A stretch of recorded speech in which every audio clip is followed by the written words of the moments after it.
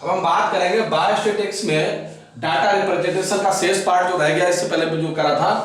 इसमें अब हम बात करते हैं पाई डायग्राम की, कि जो डाटा रिप्रेजेंटेशन का सबसे सुंदर और अच्छा जो प्रभावी तरीका है जो सबको अपनी ओर आकर्षित करता है वो है पाई डायग्राम रिप्रेजेंटेशन।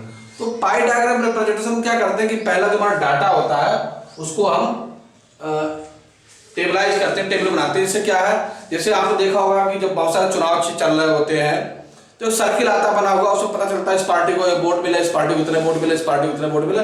तो सर्किल में अलग अलग कलर से दिखाया जाता है, बहुत प्यारा सा डायग्राम आता है। उसी तरह से क्रिकेट चल रहा होता है उसमें भी डायग्राम दिखाया जाता है, गोल सा कि कितने कितने बाल किधर फेंकी कितने कितने रन बने। तो बहुत सारी चीजें हैं जिनको हम एक सर्किल के द्वारा रिप्रेजेंट करते हैं। तो सर्किल में जो डाटा रिप्रेजेंट किया जाता है उसी सर्किल को, रिप्रेजेंटेशन को ही पाई डायग्राम डाटा रिप्रेजेंटेशन कहते हैं। अब एक सर्किल होता है वो 360 डिग्री का होता है। तो उसमें क्या होता है कि जो डेटा होता है उसको हमें जो गैप करना होता है वह एक एंगल में डिवाइड करना होता है कि कौन सा जो उसमें जो हमारा डेटा है वो परसेंटेज में हम शो करते हैं कि कितना परसेंटेज है, उसको कितना भाग मिलेगा सर्किल में, और उसके अनुसार ही हम उसमें रिप्रेजेंट कर शो करते हैं उसमें। तो आइए बात करते हैं, यहाँ एक फैमिली का एक मेंबर है जिसकी आमदनी है कुछ पैसे, और वो किस तरीके से अपने पैसे को खत्म करता है। तो वो अपनी कुल आमदनी का 50% जो है वो फूड पे खत्म करता है, 10% हाउस पे खत्म करता है, क्लॉथिंग पे 10% खत्म करता है, एजुकेशन पे 10% खत्म करता है, इंटरटेनमेंट में 5% खत्म करता है, सेविंग में 5-10 करता है, और मिसलेनियस खर्च 5% है जो बहुत सारे फैमिली में खर्चे होते हैं। अब ये इतना खर्चा उसने किया, ये हमारे टेबल फॉर्म है, कुल आमदनी हमें नहीं मालूम है, उसने परसेंटेज दे दिया कि अपनी आमदनी का इस तरीके से वो अपना डिस्ट्रीब्यूशन करता है, खर्च करता है। अब इसको हम सर्किल में रिप्रेजेंट करने के लिए हम एंगल में डिवाइड करते हैं, 360 एंगल में, डिग्री में इसको डिस्ट्रीब्यूट करेंगे। तो क्या करेंगे कि 360 इंटू जितना परसेंटेज आएगा उसको हम मल्टीप्लाई करेंगे, टोटल का अपॉन 100 कर देंगे। तो यहां जो डिवाइड होके आएगा 180 डिग्री आ गया, यानी कि जो 50% आमदनी है 180 डिग्री,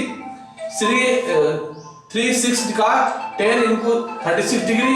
इस तरीके से हमारा यह एंगल आ गया कि कितना जो है जो हमारा खर्च है वो कितना पार्ट घेर रहा है, यानी कि सर्किल को कितना एरिया कवर करेगा।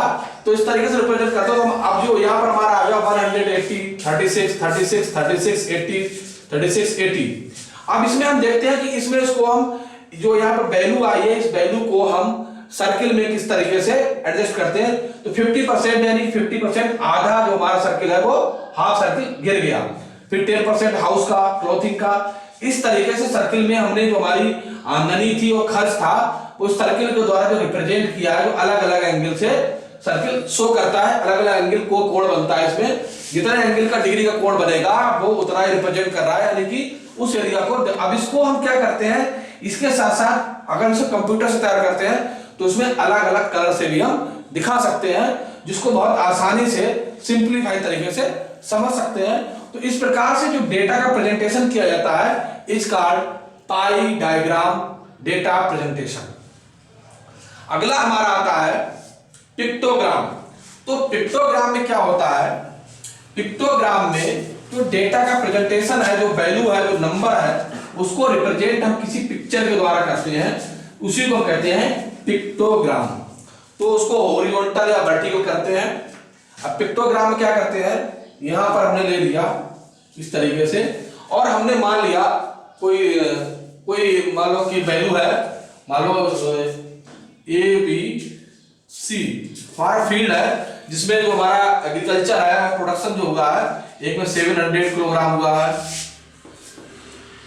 200 किलोग्राम, 300 किलोग्राम, 700 किलोग्राम हुआ। अब इसको बहुत सिंपलीफाइड तरीके से हम दर्शा सकते हैं कि डायग्राम में हमारा है बॉल बना दी हमने।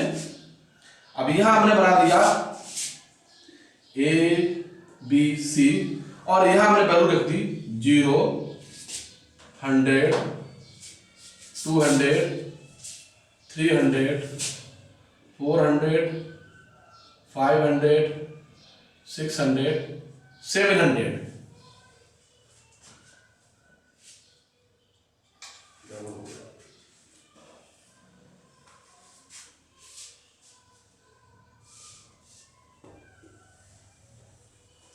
इसमें इस तरीके से करेंगे, कॉलम बनेगा हमारा बाई एक्सिस एक्स एक्सिस। अब इसमें हम बात करेंगे यहां पर ए बी सी। अब हमें जो हमारा ए है, ए में कितना प्रोडक्शन हुआ है, तो यहां पर हम सिंबल बनाने वाला बॉल बनाते हैं। तो एक बॉल जो है वो 100 के नंबर के बराबर है, एक बॉल। अब यहां पर ए का हमारा प्रेजेंट 200 का है, तो यहां पर 2 बॉल्स आ जाएंगी। बी का 300 है, तो यहां 3 बॉल्स आ जाएंगी। अब इन बॉल्स का नंबर और शेप और साइज जो है वो समान रहता है। यहां पर 700 है, तो 7 आ जाएंगी।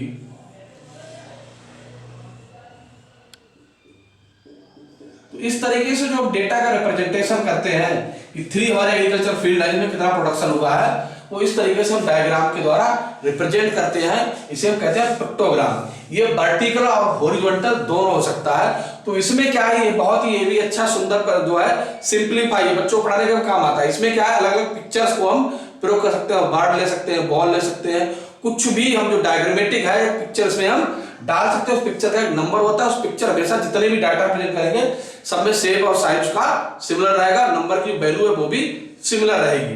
तो इस प्रकार का जो प्रेजेंटेशन होता है, इस प्रेजेंटेशन को कहते हैं पिक्टोग्राम डाटा रिप्रेजेंटेशन। अगला हमारा आता है कार्टोग्राम में। तो कार्टोग्राम बेसिकली क्या है, ज्योग्राफिकल डिस्ट्रीब्यूशन होता है। अगर हम एक सिंप्लीफाई इंडिया का नक्शा बनाए इस तरीके से,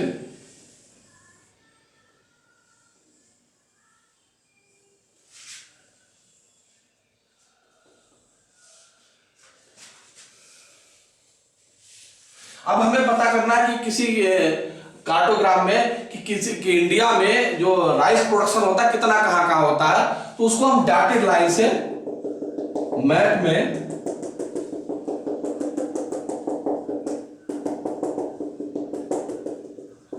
दर्शा देते हैं। अब जहां कम होता है वहां डॉटेड लाइन कम होगी, जहां ज्यादा प्रोडक्शन होगा वहां डॉटेड लाइन डेंस होगी।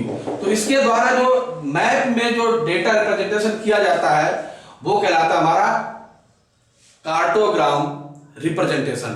तो इसमें वीट प्रोडक्शन है, राइस है, शुगर केन है, जो क्रॉप का प्रोडक्शन पूरे इंडिया में दिखाना होगा तो हम उसको मैप में रिप्रेजेंट करेंगे। इस प्रकार के रिप्रेजेंटेशन को कार्टोग्राम कहते हैं। तो इस प्रकार से आज डेटा रिप्रेजेंटेशन का काम फिनिश हो गया, जो अलग अलग तरीके से हम करते हैं। तो अब इसके बाद हमारा अगला जो होगा, अगला चैप्टर हमारा है सेंटर टेंडेंसी का, उसको मेजरमेंट करेंगे। तो इस तरीके से हम अपना जो प्राइमरी सेकेंडरी डाटा करते हैं उसको अलग अलग टाइप से उसको हम रिप्रेजेंट कर सकते हैं।